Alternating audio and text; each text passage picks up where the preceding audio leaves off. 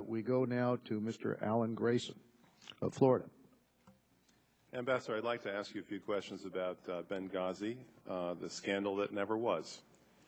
Who decided that Ambassador Stevens go to Benghazi on September 11, 2012? It was the ambassador's decision, sir.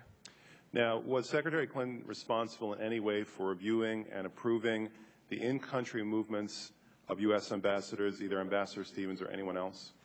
No, sir. Under departmental policy, ambassadors only need Washington permission if they leave their country of assignment, not the capital city. Now, did the ambassador, when he went to Benghazi, have a normal security detail in accordance with the State Department procedures and rules at that time? Yes, sir. He had two diplomatic security special agents who accompanied him from Tripoli to Benghazi. Benghazi was a diplomatic post, not an embassy, right? It was a temporary mission facility, yes, sir.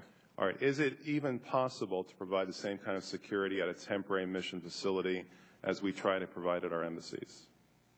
We can never achieve the kind of perfect security that we need other than a purpose-filled embassy. We have a series of standards, and we were working through those standards. We were constantly adding, as I think in response to the gentleman from Virginia, I offered to submit for the record a list of all the improvements that we had made to the temporary mission facility in Benghazi. Was there any money that was appropriated for the purpose of improving that post that was unspent at that time? No, sir. There was no specific money appropriated from Benghazi. We were simply taking money from other locations, but all the requests that they put forward, as I mentioned, save one, which is the guard towers, which were determined to be unnecessary and potentially too attention-getting. All their requests were fulfilled. Now, with regard to the attack itself, approximately how long was it between the time that the attack began and the time of the ambassador's unfortunate death? I would say it was probably somewhere, it was definitely under 90 minutes. Now, was there any kind of military force, substantial U.S. military force, close enough to even engage the attackers within that 90-minute period? No, sir.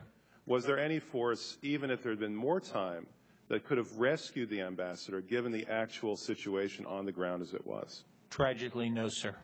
Did the White House ever ignore any reports regarding this attack?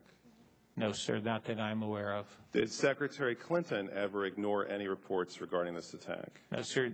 I personally spoke to Secretary Clinton that evening, and Secretary Clinton was being constantly briefed by our operations center all evening. If you had been the President of the United States on that night, would you have done anything different? What I know that the President did was to say to the Secretary of Defense and the Chairman of the Joint Chiefs of Staff, do everything that you can. And I think that's probably what I would have done was turn to my senior military command authority and tell them to do whatever was necessary, which is what he did. Regarding the Accountability Review Board report, did the Accountability Review Board find Secretary Clinton in any way liable for any kind of misconduct? No, sir. Did the board find the President liable for any kind of misconduct? No, sir. Was it, in fact, within their powers to have done so if they felt that that were the case? They certainly could have found the Secretary of State because their charge is to review State Department operations. I'm not sure that their writ legislatively, legally extended outside the State Department, but it certainly extended to the Secretary of State. Ambassador, are you familiar with the term second guessing? Have you heard that term before? Yes, sir. What about the term 20/20 hindsight? Have you heard that term before? Yes, sir. And how about the term Monday morning quarterbacking? Have you heard that term before? Yes, sir.